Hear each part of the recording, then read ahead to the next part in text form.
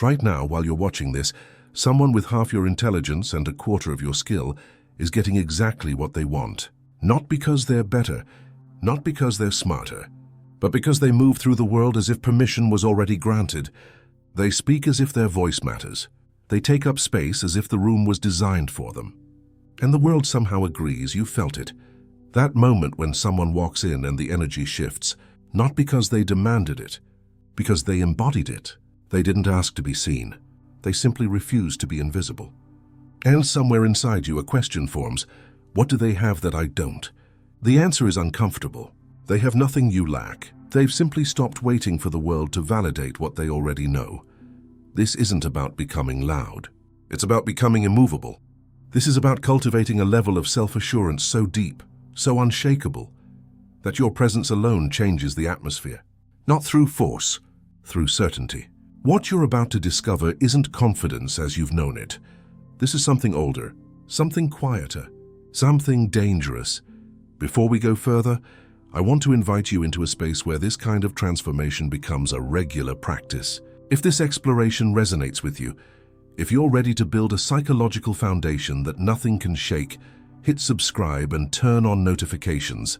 This channel is dedicated to depth, to real transformation, to the kind of work that doesn't just inspire but fundamentally restructures how you move through the world. Every week we go deeper into the psychology of power, presence, and becoming. The pinned comment below has a guide to start your journey. Now let's continue. You were not born uncertain. Hesitation is not your nature. It's a learned response. From the first time you reached for something and were told to wait, from the first time you spoke and were told to be quiet, from the first time you expressed a need and were met with judgment instead of recognition, layer by layer, year by year, you learned that your impulses were wrong, that your instincts needed correction, that your presence required permission. And so you began to shrink, not out of weakness but out of adaptation. You learned to survive by dimming. Carl Jung understood this mechanism deeply. He called it the persona, the mask we wear to meet the world's expectations. It's not false exactly. It's protective. But over time, the mask becomes so familiar that we forget there's a face beneath it. We forget that the real self, the one that existed before conditioning, is still there. Buried, yes. Silent, perhaps, but not gone. Jung believed that the journey to wholeness requires us to recognize this split and to reclaim what we surrendered. He called it individuation, the process of becoming who you actually are beneath the layers of who you were taught to be. But here's what most people miss. Individuation isn't a gentle process. It's not about finding yourself through journaling and affirmations. It's about confronting the parts of yourself you've exiled, the anger you were told to suppress, the ambition you were taught to hide, the rawness you learned to polish away. Jung knew that true self-assurance doesn't come from building a better mask. It comes from dropping it entirely. And that takes something most people aren't willing to give: the courage to be seen as you are, not as you've been edited. Think of it this way. Imagine a river. When it's young, it flows wild, cutting its own path through stone and soil. It doesn't ask permission. It doesn't hesitate. It simply moves according to its nature. But over time, humans build dams. They redirect the current. They tell the river where it's allowed to go. And the river, being water, adapts. It flows where it's permitted. It becomes predictable, safe, controlled, but the power is still there. The force hasn't disappeared. It's just been contained. Self-assurance is what happens when you remove the dam, when you stop asking where you're allowed to flow and simply return to your original course. You see this in children before they learn shame. Watch a 4-year-old enter a room. They don't scan for approval. They don't calculate their worth based on who's watching. They exist fully without apology. They cry when they hurt. They laugh when they're delighted. They demand what they need without cushioning the request with politeness. And then slowly we teach them otherwise. We teach them to wait, to shrink, to soften their demands into questions, to turn their needs into apologies. And we call this maturity. But what if it's not? What if maturity without self-assurance is just domestication? The dangerous part of self-assurance is that it refuses to be domesticated. It doesn't perform for approval. It doesn't justify its existence. It simply is. And that makes people uncomfortable, because when you stop seeking permission, you remind others that they don't need it either. And most people aren't ready for that reminder. They've built their entire sense of safety on compliance, on being liked, on not causing disruption. So when they encounter someone who has stopped playing that game, it feels threatening, not because that person is aggressive, but because their stillness exposes everyone else's performance. This is where Jung's concept of projection becomes critical. Projection is the mechanism by which we take the parts of ourselves we've disowned and see them in others. If you've buried your own power, you'll see confidence in others as arrogance. If you've suppressed your anger, you'll perceive boundaries in others as cruelty. If you've been taught that wanting is selfish, you'll judge ambition in others as greed. Jung understood that what disturbs us in others is often a reflection of what we've refused in ourselves. And the path to self-assurance requires you to take back those projections, to see that the traits you've been taught to fear aren't dangerous. They're simply alive. Let's return to the river. Imagine you've been living behind the dam for years. You've adjusted. You've learned to flow in the channels provided. And then one day you feel it, the pressure building, the current underneath, pushing against the structure. You could ignore it. You could reinforce the dam, add more stones, tighten the seal, or you could dismantle it, piece by piece, not recklessly, but deliberately. Removing the barriers you once thought were keeping you safe, only to realize they were keeping you small. That dismantling is the reframe. It's the moment you stop seeing your restraint as virtue and start recognizing it as confinement. It's the moment you stop calling your silence humility and start naming it fear. It's the moment you realize that the danger you've been avoiding isn't in being too much. It's in remaining too little. True self-assurance doesn't come from inflating yourself. It comes from stopping the deflation. It comes from standing at your full height and refusing to crouch anymore. Jung wrote that the privilege of a lifetime is to become who you truly are. But he also knew that most people would never claim that privilege. Not because they couldn't, but because it requires them to disappoint the people who preferred them compliant. It requires them to let go of the identities they've performed for so long. It requires them to sit with the discomfort of being misunderstood. And most people would rather be accepted as a diluted version of themselves than be rejected as the fullness of who they are. But you're still here, which means some part of you is ready. Ready to stop negotiating your existence. Ready to stop auditioning for acceptance. Ready to become dangerously self-assured. Not loud, not aggressive, just immovably certain. The kind of person who walks into a room and doesn't look for a seat because they trust that space will be made. The kind of person who speaks once and doesn't repeat themselves because they know their words carry weight. The kind of person who can hold silence without rushing to fill it because they're not afraid of what silence reveals. If this resonates, if you're feeling that internal shift beginning, take a moment to like this video. It tells me you're ready for more of this work. And if you haven't yet, subscribe and turn those notifications on. This is just the beginning. Drop a comment below with one word that describes where you are in this journey. I read every single one. Now let's go deeper.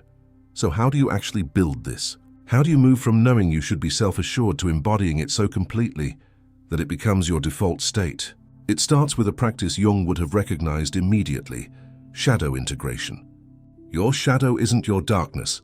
It's everything you've been taught to hide. Your anger, your desire, your ambition, your need for recognition, your refusal to be small. These aren't flaws. They're power sources you've been trained to disconnect from. Self-assurance begins when you stop exiling these parts and start integrating them. Not acting on every impulse, but acknowledging that the impulse exists, naming it, honoring it, letting it inform your presence without letting it control your actions. Here's a micro-action you can begin today. It's deceptively simple, but it will expose exactly where you've been abandoning yourself. For the next 24 hours, notice every time you apologize when no apology is needed. Notice every time you soften a statement that was already clear. Notice every time you ask permission for something that doesn't require it. Don't judge it. Just observe. Write it down if you can. You're looking for patterns, because those patterns are the architecture of your hesitation. They're the dam. And once you see them clearly, you can start to dismantle them. The second action is about reclaiming your pace. Self-assured people don't rush. They don't fill silence with nervous energy. They move at the speed of their own certainty. So practice this. When someone asks you a question, pause before you answer. Not to calculate, not to perform. just to center. Let there be a beat of silence. Let your nervous system settle. Then respond. You'll notice something interesting. The pause doesn't create awkwardness. It creates gravity. It signals that your words matter, that you're not performing, that you're present. And presence is the foundation of dangerous self-assurance. The third practice is the hardest because it requires you to stop managing other people's comfort. When you state a boundary, when you say no, when you express a need, there will be a reaction. Someone will be disappointed. Someone will push back. Someone will try to make you feel guilty for not accommodating them. And here's where most people collapse. They apologize. They over-explain. They backtrack. But self-assurance requires you to hold the line, not with aggression. With stillness, you don't need to justify. You don't need to defend. You simply restate calmly what you already said. And then you wait. You let the discomfort sit in the space between you. Because that discomfort isn't yours to fix. It's theirs to process. Jung understood that the path to individuation is lonely. Not because you're isolated, but because you're no longer willing to abandon yourself to maintain connection. You're no longer willing to perform a version of yourself that keeps others comfortable. And that shift changes your relationships. Some people will withdraw. They'll accuse you of changing, of becoming cold, of being difficult. And they're right. You have changed. You've stopped being easy to control. And for people who were benefiting from your compliance, that feels like a loss. Let them feel it. Your job isn't to stay small so they feel big. Your job is to become whole. Here's what happens when you commit to this path. Your voice drops. Not because you're trying to sound authoritative, but because you're no longer speaking from anxiety. Anxiety lives in the throat, high and tight. Certainty lives in the chest, low and steady. When you stop seeking approval, your body relaxes. Your breath deepens. Your words come from a different place, and people feel it. They may not know what's changed, but they sense it. You've stopped performing, and that makes you magnetic. Because authenticity, real authenticity, is rare. Most people are so busy managing their image that they've forgotten what it feels like to just exist. When you stop managing and start existing, you become the most interesting person in the room without trying. This is the return of the river. It's not violent. It's not destructive. It's just powerful. It flows where it flows. It doesn't ask for permission. It doesn't apologize for its current. It simply moves according to its nature. And everything else adjusts. That's dangerous self-assurance, not because it harms, but because it refuses to be shaped by fear. It refuses to shrink. It refuses to wait. You'll know you've crossed the threshold when rejection stops feeling personal. When someone underestimates you, you don't feel the need to prove them wrong. You just move. When someone dismisses you, you don't chase their approval.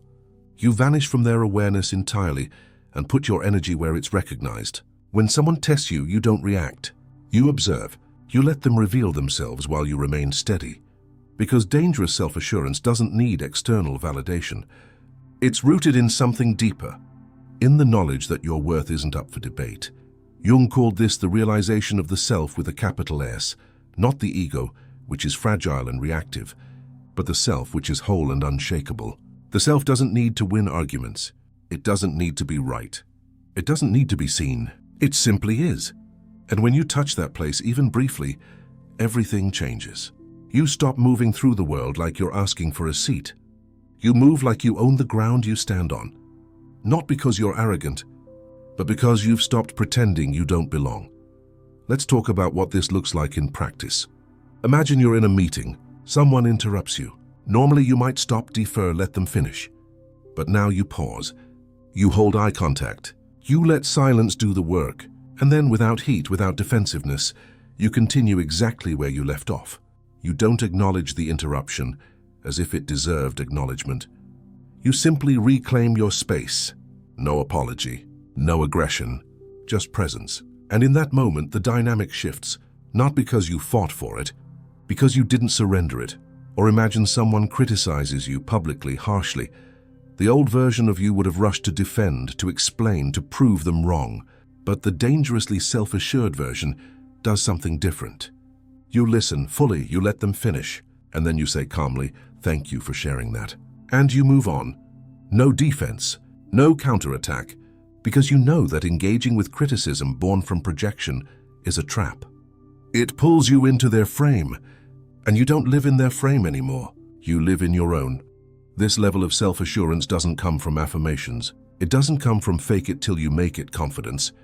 It comes from deep internal work, from shadow integration, from individuation, from the willingness to see yourself clearly, without flinching, and to accept what you see, not because it's perfect, but because it's real, and real is more powerful than polished, always. If you're finding value in this, if this is landing differently than the surface-level confidence content you've seen before, share it. Send it to someone who needs to hear this. Save it to a playlist. Let it ripple outward. And drop a comment. What's one pattern you're ready to dismantle? Let's build a community of people committed to real transformation. The final piece is this. Dangerous self-assurance isolates before it elevates. There's a phase where you'll feel alone, where the old relationships won't fit anymore, and the new ones haven't formed yet, where you'll question if you've gone too far, if you've become too much, if you've lost something essential. This is the void Jung spoke of, the space between who you were and who you're becoming. It's uncomfortable. It's disorienting, but it's necessary, because you can't become the river while you're still building dams. You have to let the structure fall. You have to trust that the current knows where it's going, and then slowly something shifts. You stop feeling lonely and start feeling sovereign. You stop missing the connections that required you to be small and start valuing the space you've created. You realize that solitude isn't isolation, it's clarity. It's the absence of noise. It's the presence of self, and from that place, everything you build is solid, because it's not built on approval. It's built on truth. This is the golden line, the thread that runs through everything we've explored. You were never meant to ask permission to exist. You were meant to exist so fully that the world had no choice but to make room. That's not arrogance. That's alignment. That's individuation. That's what it means to be dangerously self-assured. Not loud, not desperate, not fragile. Just immovably, undeniably, unapologetically, you, the dam is gone. The river flows, and you finally are free. But freedom without direction is just chaos. And this is where most people misunderstand what dangerous self-assurance actually means. It's not the absence of structure. It's the presence of internal authority. It's not about doing whatever you want whenever you want. It's about knowing what you want so clearly that external noise becomes irrelevant. The river doesn't flow randomly. It follows the path of least resistance while maintaining its essential nature. Water, always water, never trying to be stone or air. Just purely, completely itself. Jung spoke of this as the transcendent function, the capacity to hold tension between opposites and allow a third thing to emerge. Not ego, not unconscious, but self. The part of you that exists beyond conditioning, beyond trauma, beyond the stories you've told yourself about who you are. Accessing this requires something most people avoid: stillness. Real stillness. Not the kind where you're just physically quiet while your mind races, but the kind where you can sit with the full weight of your existence and not flinch. Here's what that looks like. You're sitting alone. No phone, no distraction, no task to complete. And in that space, everything you've been running from arrives. The shame, the regret, the fear that you're not enough or that you're too much, the anger at people who hurt you, the grief for the life you thought you'd have by now, all of it. And instead of pushing it away, instead of numbing it or analyzing it or trying to fix it, you just let it be there. You breathe with it. You acknowledge it. You say silently, I see you. I know you're here. And you don't make it mean anything about your worth. This is shadow work at its most fundamental. Not dramatic, not cathartic, just honest, because the shadow doesn't need to be healed. It needs to be seen. It needs to be integrated. And integration doesn't mean making the darkness light. It means recognizing that the darkness is part of the whole. That your anger has protected you. That your fear has kept you alert. That your shame has shown you where your values live. These aren't enemies. They're messengers. And dangerous self-assurance is what happens when you stop shooting the messenger and start listening to the message. Let's go deeper into projection, because this is where most people lose themselves. Every time you feel a strong emotional reaction to someone, admiration, disgust, envy, rage, you're looking at a mirror. Not always, but often. If someone's confidence irritates you, ask yourself, Where have I suppressed my own power? If someone's vulnerability makes you uncomfortable, ask yourself, where have I armored against my own tenderness? If someone's success triggers you, ask yourself, what have I told myself I'm not allowed to want? These questions aren't comfortable. They're not meant to be. They're meant to pull back the projections and show you what's actually yours. And here's the dangerous part. Once you start doing this work, once you start reclaiming your projections, you can't unsee it. You'll be in a conversation and someone will criticize you, and instead of feeling defensive, you'll feel curious. You'll think, that's interesting. I wonder what in them needs me to be wrong so they can be right. And you won't say it. You won't weaponize your awareness, but you also won't absorb their narrative. You'll let it pass through you like wind through an open window. Present, acknowledged, released. This is what Jung meant by psychological sovereignty. You become uncolonizable. People can't plant their stories in your psyche anymore because you've learned to discern what's yours and what's theirs. And that discernment is the foundation of dangerous self-assurance. Because once you know what's yours, you can choose what to do with it. You're no longer reactive, you're responsive. And there's a world of difference between those two states. Let me give you a concrete example of how this plays out. You're in a relationship. Your partner says something that would normally trigger you. In the past, you'd either explode or shut down.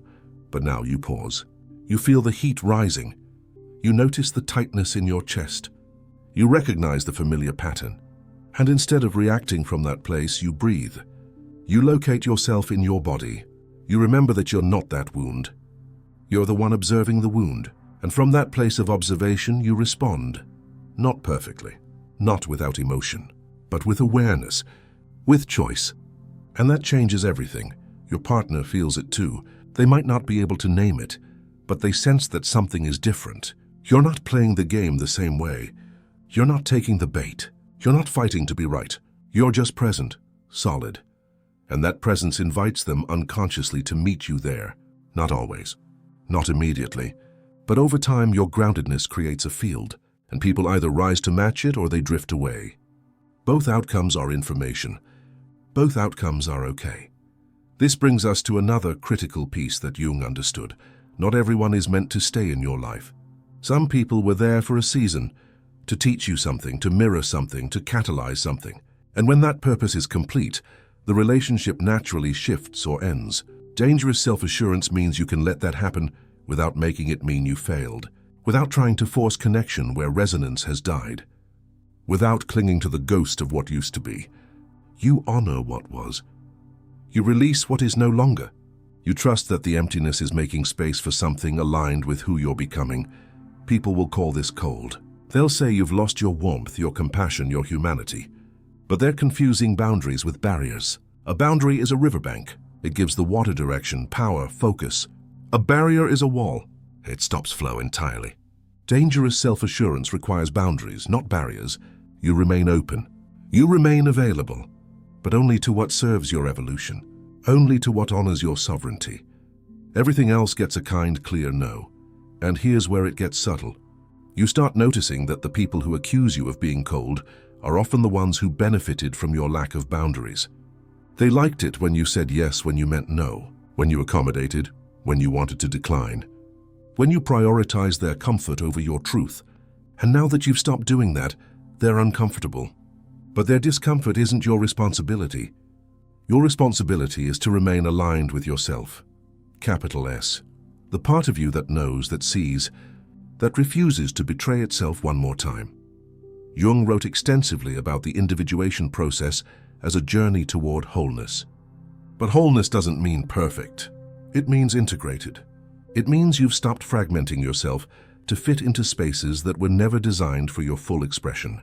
It means you've gathered up all the parts you exiled, the angry part, the ambitious part, the selfish part, the wild part, and you've brought them home. Not to act on every impulse, but to acknowledge that the impulse exists, to let it inform your understanding of what you actually want, what you actually need, what you're actually here to do. This is where the micro-actions we talked about earlier become a lifestyle. It's no longer just a 24-hour experiment. It's how you move through the world. You notice when you're about to apologize unnecessarily, and you pause. You catch yourself before you soften a clear statement, and you let it stand. You feel the urge to fill silence and you resist. Slowly, incrementally, these small choices compound. They build a new neural pathway, a new default, a new you, not manufactured, excavated. Because the you that's emerging isn't new. It's original. It's who you were before the world told you who to be. And as this version of you solidifies, something remarkable happens. You stop looking for yourself in other people's eyes. You stop measuring your worth by external metrics. You stop needing validation because you've become your own source. Not in an arrogant, closed-off way, but in a grounded, self-referential way. You check in with yourself first. You ask, does this feel true? Does this align with who I'm becoming? Does this honor my values? And you trust your own answers, even when they're inconvenient, even when they disappoint others, even when they isolate you temporarily. This is the loneliness we discussed earlier, but let's sit with it a little longer, because this loneliness is sacred. It's the cocoon. It's the chrysalis.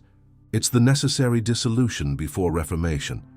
You can't become the butterfly while you're still trying to be a better caterpillar. You have to let the old form die. You have to trust the liquefaction.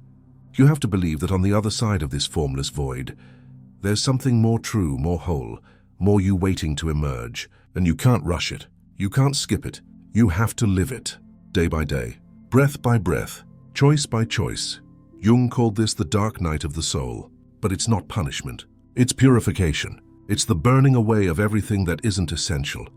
And what remains after the fire is pure, unshakable, dangerous in its clarity, because you've touched something most people spend their entire lives avoiding, the truth of who you actually are beneath the performance. And once you've touched that, you can't pretend anymore. You can't go back to sleepwalking. You're awake, and awake people move differently. They speak differently. They exist differently, and that difference is magnetic, not because you're trying to attract attention, but because authenticity has a frequency, and people feel it even if they can't name it. So where do you go from here? You practice every single day. You practice noticing when you're abandoning yourself and course-correcting in real time. You practice holding boundaries without apology. You practice sitting with discomfort instead of rushing to fix it. You practice responding instead of reacting. You practice being alone without being lonely. You practice choosing truth over acceptance. And some days you'll do it well. Some days you'll collapse back into old patterns. And that's okay, because this isn't about perfection, it's about direction. As long as you're moving toward integration, toward authenticity, toward sovereignty, you're on the path. And the path is the point, not the destination. The path. The river doesn't wonder if it's flowing correctly. It doesn't compare itself to other rivers. It doesn't apologize for the direction it carves. It simply flows, and in that flowing it shapes mountains. It nourishes valleys. It sustains life, not because it's trying to, but because that's what happens when something moves according to its nature, without apology, without hesitation, without fear. That's dangerous self-assurance. That's individuation. That's you finally, fully, completely. The dam is gone, the river flows, and you finally are free.